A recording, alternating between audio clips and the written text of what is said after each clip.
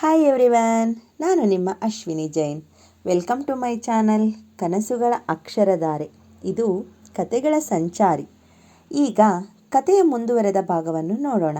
ಅದಕ್ಕೂ ಮುಂಚೆ ನನ್ನ ಕತೆಗಳು ನಿಮಗೆ ಇಷ್ಟವಾಗಿದ್ದರೆ ತಪ್ಪದೆ ಕಮೆಂಟ್ ಮಾಡಿ, ಲೈಕ್ ಮಾಡಿ ಮತ್ತು ಶೇರ್ ಮಾಡಿ. ಹಾಗೆಯೇ ನನ್ನ ಚಾನಲ್ಗೆ ನೀವು ಹೊಸಬರಾಗಿದ್ದರೆ ದಯವಿಟ್ಟು ಸಬ್ಸ್ಕ್ರೈಬ್ ಆಗಿ, ಪಕ್ಕದಲ್ಲಿರುವ ಬೆಲ್ ಐಕಾನ್ ಕ್ಲಿಕ್ ಮಾಡಿ. ಇದರಿಂದ ನನ್ನ ಎಲ್ಲ ಕತೆಗಳ ನೋಟಿಫಿಕೇಷನ್ ನಿಮಗೆ ಸಿಗುತ್ತದೆ. ಸೊ ಬನ್ನಿ ಫ್ರೆಂಡ್ಸ್, ಈ ಜೀವ ನಿನಗಾಗಿ ಕತೆಯ ಮುಂದುವರೆದ ಭಾಗವನ್ನು ಶುರು ಮಾಡೋಣ. ಈ ಜೀವ ನಿನಗಾಗಿ ಕತೆಯ ಮುಂದುವರೆದ ಭಾಗವನ್ನು ನೋಡೋಣ. ಈ ಜೀವ ನಿನಗಾಗಿ ಸಂಚಿಕೆ 33. ಪುತ್ರಶೋಕಂ ನಿರಂತರಂ. ಸತತ 8 ತಾಸಿನ ಆಪರೇಷನ್ ಮುಗಿಸಿ ಹೊರಬಂದ ಡಾಕ್ಟರ್ನ ನೋಡಿ ಆ ವ್ಯಕ್ತಿ ಎದ್ದು ಅವರ ಬಳಿ ನಡೆದನು. ಸಾರಿ ಮಿಸ್ಟರ್, ಆಪರೇಷನ್ ಏನೋ ಸಕ್ಸಸ್ ಆಯಿತು, ಆದರೆ ತಲೆಗೆ ಬಲವಾದ ಪೆಟ್ಟು ಬಿದ್ದ ಕಾರಣ ಪೇಷಂಟ್ಸ್ ನಮ್ಮ ಟ್ರೀಟ್ಮೆಂಟ್ಗೆ ಸ್ಪಂದಿಸ್ತಾ ಇಲ್ಲ. ಇನ್ನೂ 24 ಗಂಟೆಗಳ ಒಳಗೆ ಪೇಷಂಟ್ಗೆ ಪ್ರಜ್ಞೆ ಬಂದರೆ ಔಟ್ ಆಫ್ ಡೇಂಜರ್, ಇಲ್ಲ ಅಂದರೆ ನಾವೇನನ್ನೂ ಹೇಳಲು ಸಾಧ್ಯವಿಲ್ಲ. ಪೇಷಂಟ್ ಕೋಮಾ ಹೋಗಬಹುದು ಅಥವಾ ಎಂದು ಮಾತನ್ನು ಅರ್ಧಕ್ಕೆ ತಡೆದು, ಸರಿ ಬಿಡಿ, ನಮ್ಮ ಕೈಲಾದ ಪ್ರಯತ್ನ ಮಾಡಿದ್ದೇವೆ, ದೇವರ ಮೇಲೆ ಭಾರ ಹಾಕುವ ಎಂದು ಆ ವ್ಯಕ್ತಿಯ ಭುಜ ತಟ್ಟಿ ಹೊರಟವರು ಮತ್ತೆ ಹಿಂತಿರುಗಿ ಬಂದು, ಪೊಲೀಸ್ಗೆ ಇನ್ಫಾರ್ಮ್ ಮಾಡಿದ್ದೀರಾ ಅಲ್ವಾ? ಇಲ್ಲ ಅಂದರೆ ಬೇಗ ಪ್ರೊಸೀಜರ್ ಮುಗಿಸಿ, ನಮಗೆ ರಿಸ್ಕ್ ಆಗುತ್ತೆ, ಮಾನವೀಯತೆಯ ದೃಷ್ಟಿಯಿಂದ ನಾವು ರಿಸ್ಕ್ ತಗೊಂಡಿದ್ದೇವೆ ಎಂದಾಗ ಆ ವ್ಯಕ್ತಿ ಅದಾಗಲೇ ಪೊಲೀಸ್ಗೆ ತಿಳಿಸಿದ್ದಾಗಿ ಹೇಳಿ ತಲೆ ಆಡಿಸಿದನು. ಶ್ರೀಪಾದನ ಪರಿಚಯಸ್ಥ ವ್ಯಕ್ತಿಯೊಬ್ಬ ಪೊಲೀಸ್ ಪೇದೆ ಇದ್ದಿದ್ದರಿಂದ ಹೋದ ಕೆಲಸ ಸರಾಗವಾಗಿ ಮುಗಿಸಿ ಬಂದಿದ್ದ ಶ್ರೀಪಾದ. ಮನೆ ಮಗ ಕಾಣುತ್ತಿಲ್ಲ, ಊರಿಗೆ ಬರ್ತೀನಿ ಅಂತ ಉತ್ಸಾಹದಲ್ಲಿದ್ದವನು ಬಾರದೇ ಇರೋಕೆ ಪ್ರಮುಖ ಕಾರಣ ಏನಿರಬಹುದು ಎಂದು ಆಲೋಚಿಸುತ್ತಲೇ ನಡೆದ ಶ್ರೀಪಾದ.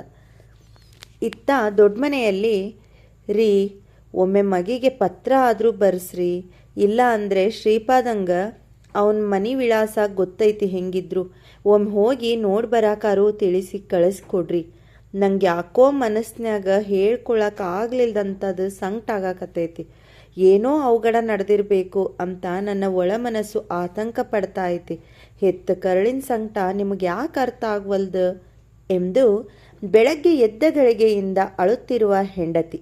ಅದು ಹೇಗೆ ಅವರನ್ನು ಸಮಾಧಾನ ಮಾಡಬೇಕು ಅನ್ನೋದೇ ಪಟೇಲರಿಗೆ ತೋಚುತ್ತಿಲ್ಲ. ಪಟೇಲರ ಆಜ್ಞೆಯ ಮೇರೆಗೆ ಸಾವಂತ್ನ ಹುಡುಕಿ ಶ್ರೀಪಾದನ ಸವಾರಿ ಬೆಂಗಳೂರಿಗೆ ಹೊರಟಿತು. ಅವನು ಕೆಲಸ ಮಾಡ್ತಾ ಇದ್ದ ಕಚೇರಿಯಲ್ಲಿ ಹೋಗಿ ವಿಚಾರಿಸಲಾಗಿ ಅವರು 2-3 ದಿನದ ಹಿಂದೆ ಕೆಲಸಕ್ಕೆ ರಾಜೀನಾಮೆ ಕೊಟ್ಟು ಊರಿಗೆ ಹೊರಡುವುದಾಗಿ ತಿಳಿಸಿದ್ದು ತಿಳಿಯುತ್ತದೆ. ಮನೆಯ ಬಳಿ ಹೋದವನಿಗೂ ಅದೇ ಉತ್ತರ, ಮನೆ ಪೂರ್ಣ ಖಾಲಿ ಮಾಡಿ ಊರಿಗೆ ಹೋಗಿದ್ದಾರೆ ಎಂದೇ ತಿಳಿಯುತ್ತದೆ. ತಡ ಮಾಡದೆ ಸಾಗರಕ್ಕೆ ಹೊರಟು ಬಂದವನು ಮತ್ತೆ ಪೊಲೀಸ್ ಠಾಣೆಯತ್ತ ಮುಖ ಮಾಡುತ್ತಾನೆ. ಊರಿಗೆ ಹೊರಟವನು ಮನೆ ತಲುಪಿಲ್ಲ ಯಾಕೆ? ಏನಾದರೂ ಅವಘಡ ನಡೆದಿರಬಹುದೇ ಎಂಬ ಆಲೋಚನೆಯೇ ಶ್ರೀಪಾದನ ಎದೆ ನಡಗಿಸಿತ್ತು. ವೈದ್ಯರ ಪ್ರಯತ್ನವೆಲ್ಲ ಮುಗಿದು ಅವರ ಕೈ ಮೀರಿ ಆಕ್ಸಿಡೆಂಟ್ ಆಗಿದ್ದ 2 ಜೀವಗಳು ಅದಾಗಲೇ ಇಹಲೋಕ ತ್ಯಜಿಸಿ ಆಗಿತ್ತು. ಅಸುನೀಗಿದ್ದವರ ವಿವರ ಸಿಗದೆ ಮುಂದೆ ಏನು ಎಂದು ತಿಳಿಯದೆ ಆಸ್ಪತ್ರೆಗೆ ದಾಖಲಿಸಿದ ವ್ಯಕ್ತಿ ಕಂಗಾಲಾಗಿ ಕುಳಿತಿದ್ದಾಗ ಅಲ್ಲೇ ಸಮೀಪದಲ್ಲಿ ಪರಿಚಿತ ಧ್ವನಿ ಕೇಳಿ ತಿರುಗಿ ನೋಡಿದನು. ಅರೆ ದೇವಯ್ಯ ಎಂದು ಮಾತಿಗೆ ಶುರು ಮಾಡಿದನು. ನೆನ್ನೆ ಬೆಳಗ್ಗೆ ಆ ಹೈವೇ ಬಳಿ ಒಂದು ಕಾರ್ಗೆ ಅಪಘಾತ ಆಯಿತು ಮಾರಾಯ, ನಾನು ಅಲ್ಲೇ ತೋಟದ ಕಡೆ ಹೊರಟಿದ್ದೆ, ನೋಡಿ ಗಾಬರಿಯಾಗಿ ಹೇಗೋ ಬೇರೆ ಗಾಡಿ ಹಿಡಿದು ಆಸ್ಪತ್ರೆ ಸೇರಿಸಿದೆ, ಪೊಲೀಸ್ಗೂ ತಿಳಿಸಿದ್ದೀನಿ.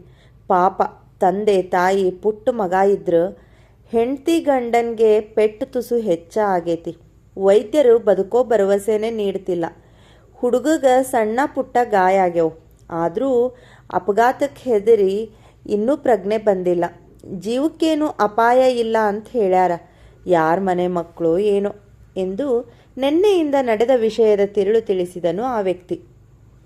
ಕೇಳುತ್ತಿದ್ದ ದೇವಯ್ಯನ ಮನಸ್ಸಿಗೂ ಬೇಸರ ಆಗಿ, ಯಾರೋ ಏನೋ ಆ ಮಗಿಗತಿ ಏನೋ ಎಂತೋ ಎಂದು ಮರುಗಿ ಹೊರಟವನು, ನಾವೊಮ್ಮೆ ಅವರನ್ನು ನೋಡ್ಲೆ ಎಂದು ಕೇಳಿದನು.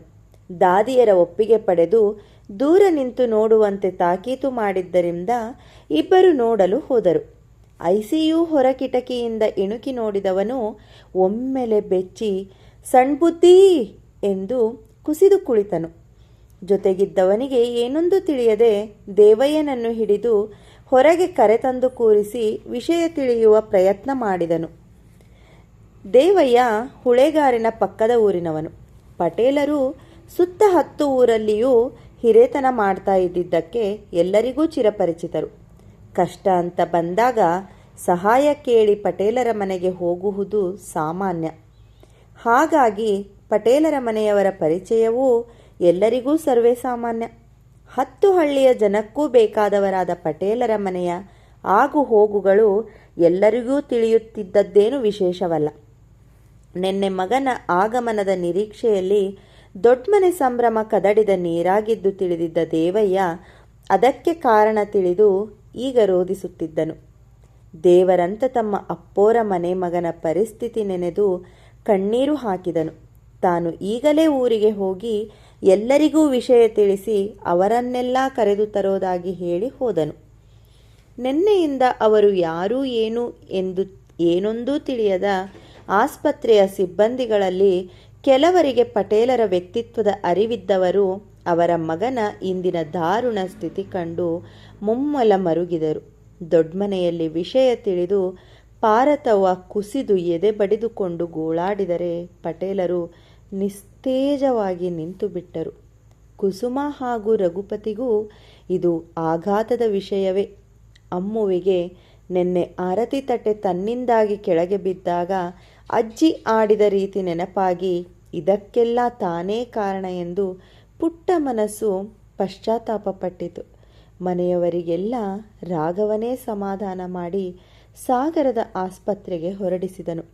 ತಮ್ಮ ಸಂಕಷ್ಟದಲ್ಲೂ ಪಟೇಲರಿಗೆ ನೆನಪಾಗಿದ್ದು ತಮ್ಮ ಬಲಗೈ ಬಂಟ ಶ್ರೀಪಾದ. ಅವನನ್ನು ತಾವೇ ಬೆಂಗಳೂರಿಗೆ ಕಳಿಸಿದ್ದು ನೆನಪಾಗಿ ನಿಡಿದಾದ ನಿಟ್ಟುಸಿರು ಬಿಟ್ಟರು.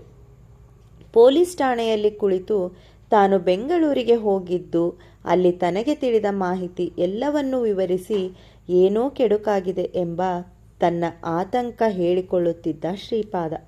ಆಸ್ಪತ್ರೆಯಿಂದ ಬಂದ ಮಾಹಿತಿ ಪಡೆದ ಪೊಲೀಸರು ಶ್ರೀಪಾದನನ್ನು ಕರೆದುಕೊಂಡು ಆಸ್ಪತ್ರೆ ದಾರಿ ಹಿಡಿದರು. ಇತ್ತ ಆಸ್ಪತ್ರೆಯಲ್ಲಿ ಚಿಕಿತ್ಸೆ ಫಲಕಾರಿಯಾಗದೆ 2 ಜೀವಗಳು ಅಸುನೀಗಿದ್ದವು. ಪುಟ್ಟ ಪೋರನೊಬ್ಬ ಪ್ರಜ್ಞೆಯೇ ಇಲ್ಲದೆ ಆಸ್ಪತ್ರೆಯ ಬೆಡ್ ಮೇಲೆ ಮಲಗಿದ್ದನು. ವಿಧಿಯ ಕ್ರೂರ ಆಟಕ್ಕೆ ಸುಂದರ ಕುಟುಂಬವೊಂದು ನುಚ್ಚು ನೂರಾಗಿತ್ತು. ವಿಧಿ ತನ್ನ ಕ್ರೂರತೆಯನ್ನು ಮೆರೆದು ಅಟ್ಟಹಾಸದಿ ನಗುತ್ತಿತ್ತು. ಅಲ್ಲಿ ಯಾರಿಗೂ ಸತ್ತವರು ಯಾರು ಎಂದು ತಿಳಿದಿಲ್ಲ.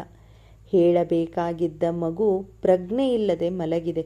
ಹೆತ್ತವರ ಅಗಲಿಕೆಯ ಸುಳಿವೂ ಇಲ್ಲದ ಕಂದಮ್ಮ ನಿದ್ರೆಯಲ್ಲಿದ್ದರೆ ಕ್ರೂರ ಜಗತ್ತಿನಲ್ಲಿ ಹೆತ್ತ ಕಂದನನ್ನು ಬಿಟ್ಟು ಆ ಜೀವಗಳೆರಡೂ ಶಾಶ್ವತ ಚಿರನಿದ್ರೆಗೆ ಜಾರಿದ್ದವು. ಆಸ್ಪತ್ರೆಗೆ ಬಂದ ಶ್ರೀಪಾದನಿಗೆ ಸಾವಂತನ ಶವ ನೋಡಿ ಆಘಾತವಾಯಿತು. ತನ್ನ ಮನಶಂಕಿಸಿದ್ದು ನಿಜ ಆಗಿದ್ದಕ್ಕೆ ತನ್ನನ್ನೇ ತಾನು ಅಳೆದುಕೊಂಡನು. ವೈದ್ಯರೊಂದಿಗೆ ಮಾತನಾಡಿ ಪೊಲೀಸರ ಸಹಾಯ ಪಡೆದು ಮುಂದಿನ ಕಾರ್ಯದತ್ತ ಗಮನಹರಿಸಿದನು. ತನ್ನ ಒಡೆಯನಿಗೆ ವಿಷಯ ತಿಳಿಸುವುದೆಂತು ಎಂಬುದೇ ಅವನಿಗೆ ತಿಳಿಯುತ್ತಿಲ್ಲ. ಮನದ ತುಂಬ ನೋವಿನ ಜ್ವಾಲಾಮುಖಿ ಹೊತ್ತು ತಾನೇ ಧೈರ್ಯಗೊಂದಿದರೆ ದೊಡ್ಡಮನೆಯವರ ಸಮಾಧಾನಪಡಿಸುವವರು ಯಾರು ಎಂದು ವಾಸ್ತವ ಸತ್ಯವರಿತು ಮುನ್ನಡೆದನು ಶ್ರೀಪಾದ. ಇತ್ತ ದೇವಯ್ಯನ ಜೊತೆ ಬಂದಿಳಿದ ದೊಡ್ಡಮನೆ ಪರಿವಾರವನ್ನು ದೇವಯ್ಯ ಮೊದಲು ತಾನು ಸಾವಂತನನ್ನು ನೋಡಿದ್ದ ಕೋಣೆಗೆ ಕರೆದೊಯ್ದನು.